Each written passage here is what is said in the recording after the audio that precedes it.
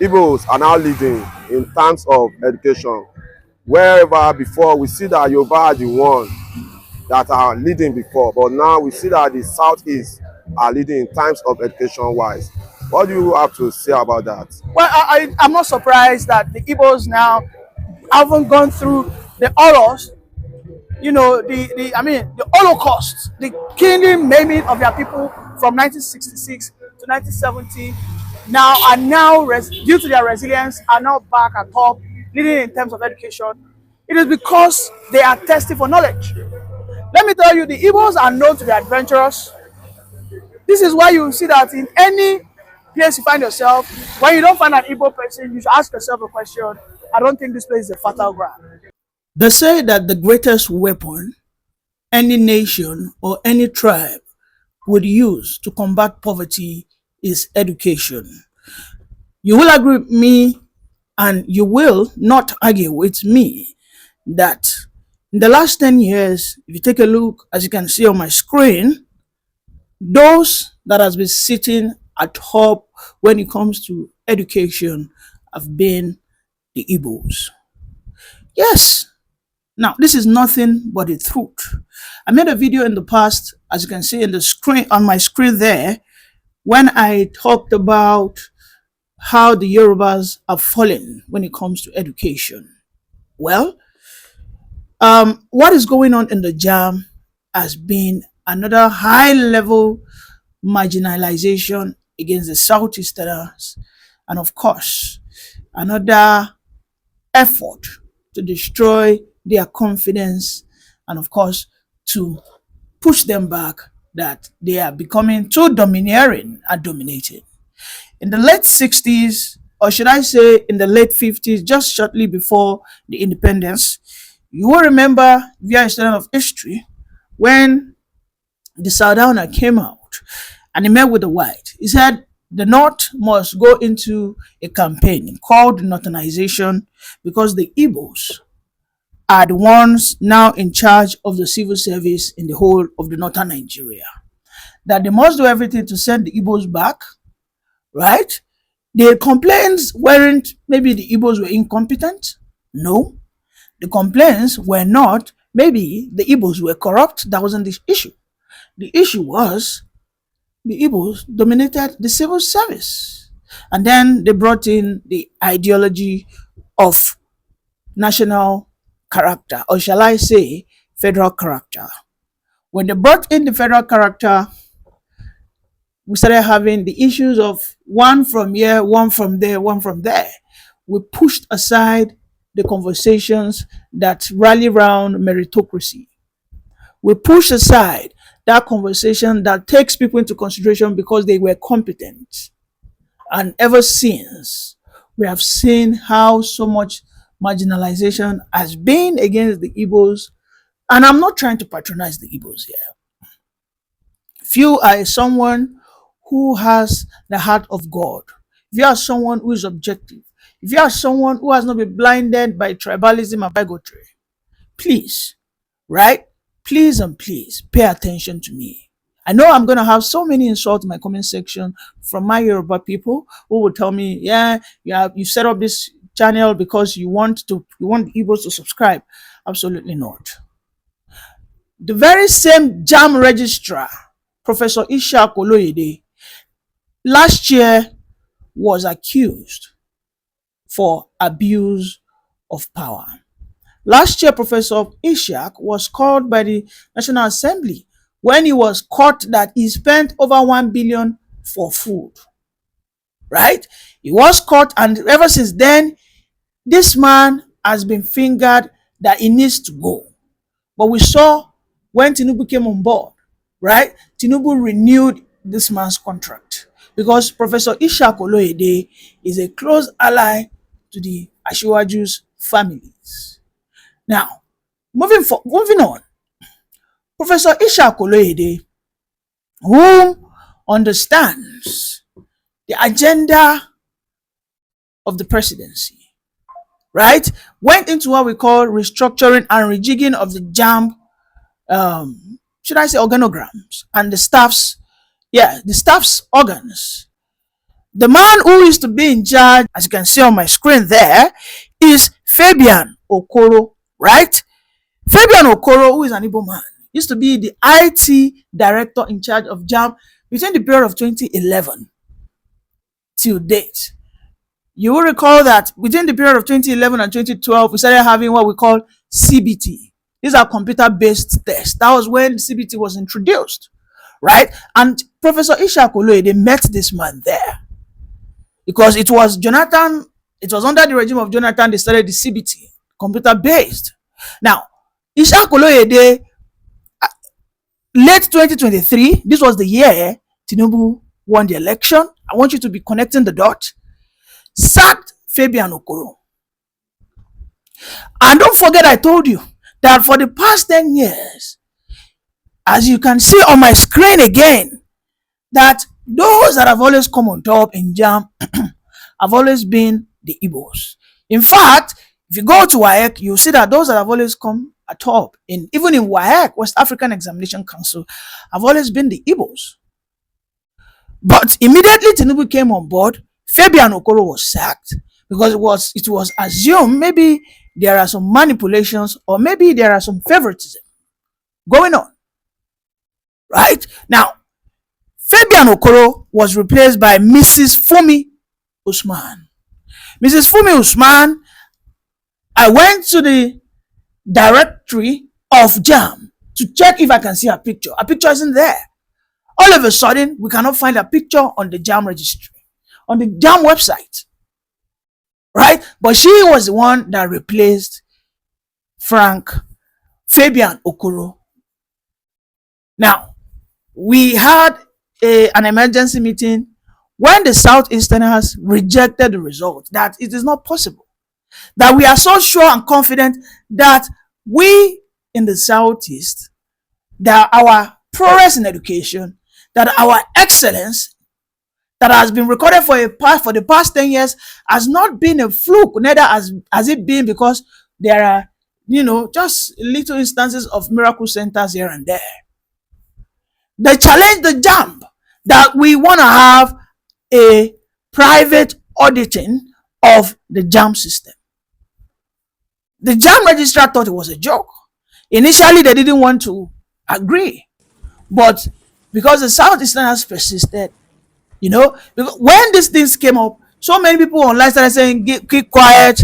Now that Jamb has improved, in fact, someone came and said that it is because Jamb has increased the technology of the test, and now they have been able to cut off cheaters and cheatings in the examination process. This is why we are now seeing the real colors of the Southeast, that all along why they have always had these high margins in Jamb exams was because they were cheating.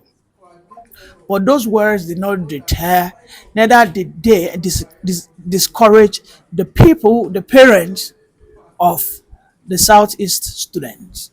Hence, they said we have to go into what we call a private auditing.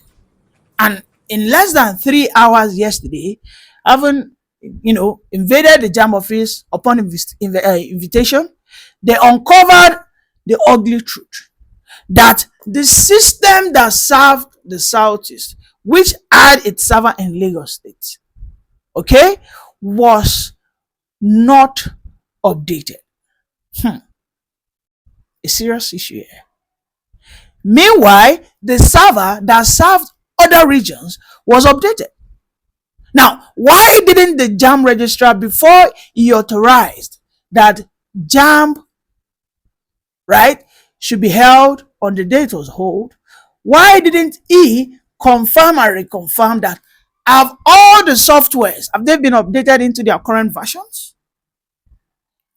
I am sure if the affected students and parents press for more information, that when Professor Ishak Oloyede gave the authorization, gave the confirmation that Jamb can be held on so date, if there are communication lines, right?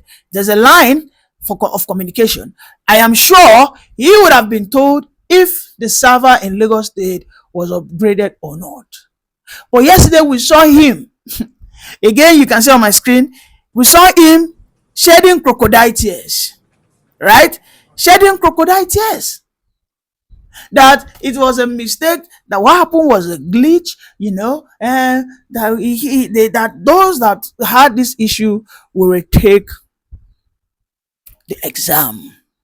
For me, as a comrade, I will tell and I will suggest that most of the affected students should reject retaking these exams. Because as it stands today, most of these students would not be emotionally balanced. Most of these students have been mentally traumatized. Most of these students might have even forgotten what they read. So why should you, in that hurriedly manner, ask students to come and retake exam that they do not have a hand to cause any error?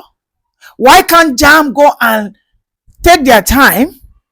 Okay, those individual students, over 380,000 students, right? Some in Lagos, most in the southeast.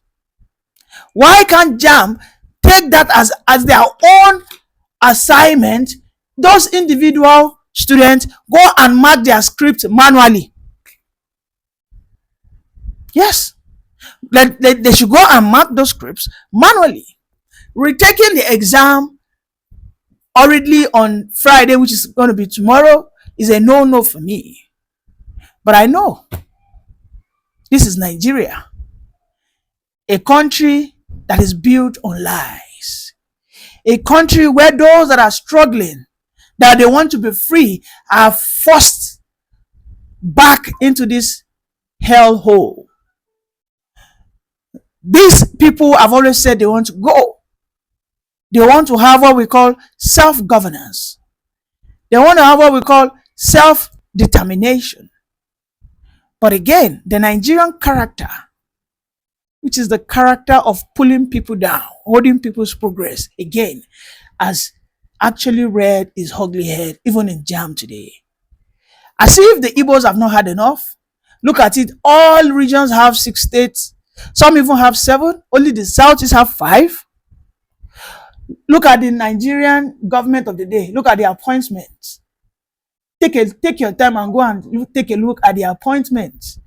The Igbos have the list of appointments. It is only clear that these glaring marginalizations of the Igbos will not, of course, lead Nigeria into progress. For as long as the Igbos will not have their rightful place in this country, Nigeria will never progress. It is not a cause. It is just an obvious fact. It is an obvious fact. Watch the video I did about how the Igbos have overtaken all regions in education. Igbos are now leading in terms of education. Wherever before we see that Yoruba are the one that are leading before, but now we see that the Southeast are leading in terms of education wise. What do you have to say about that? Well, I'm not surprised that the Igbos now haven't gone through the horrors, the Holocaust, the killing, maiming of their people from 1966 to 1970. Due to their resilience, are now back at top, leading in terms of education. It is because they are thirsty for knowledge. Let me tell you, the Igbos are known to be adventurous. This is why you see that in any place you find yourself, when you don't find an Igbo person, you should ask yourself a question. I don't think this place is a fertile ground. It is that hunger to test for knowledge that is pushing them in the educational sector, because they want to see why this is this. They question things, they explore, and the Yorubas on the other end are riding on the past glory of, we are the ethnic group that had the first university. We used to be the people who started free education, but after the demise of Awolowo, unfortunately, we can see that the Yorubas are falling. The man who was supposed to be the new Awolowo, or who was supposed to carry on the torch of Awolowo, Tinubu, the only thing he has brought upon the Yoruba youth is Agberoism. You will see that Tinubu is one man that empowers Agberos. Yes, he's the one that empowered MC Oluomo. He's the one that started empowering what we call thuggery, whereby he gives them garages, he gives them positions, he will subjugate them into that level of reasoning, induce them with money. So you will find graduates. Are you aware that we have graduates who are now motor park managers, who are motor park garage managers, who are agberos, who believe that why should I go to school? Which is not supposed to be. I mean, thank you for supporting that.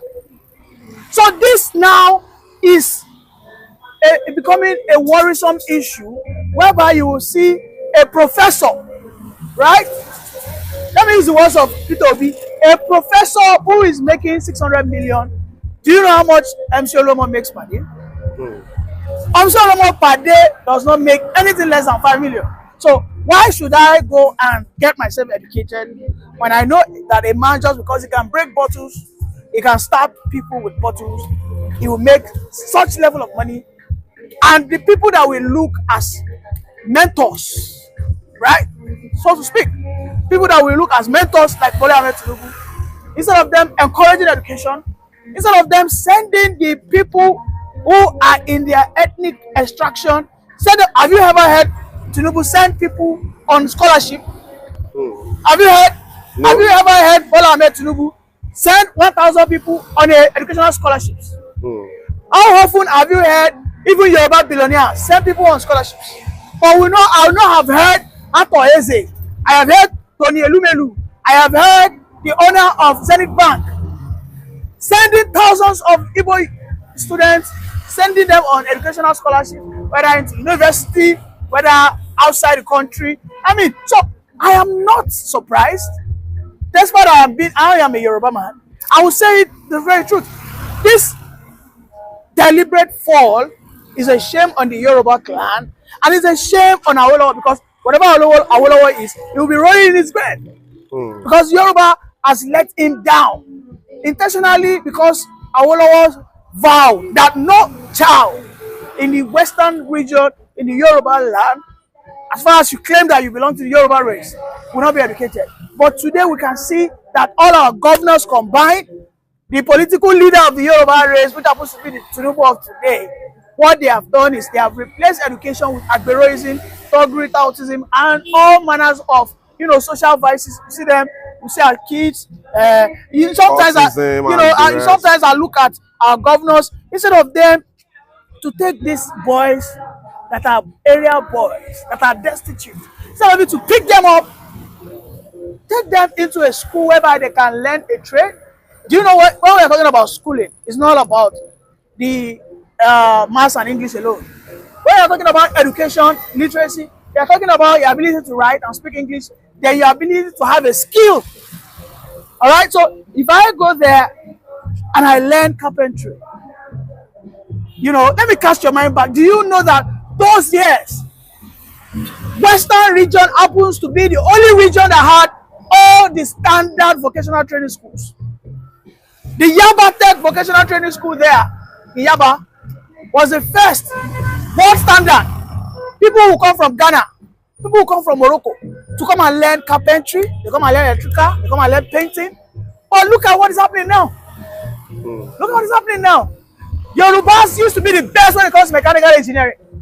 You will see that Igbo men will bring their lorries all the way from the east, that they want to come and fix their trailer here, that the Yorubas are very good in engineering. What's happening today?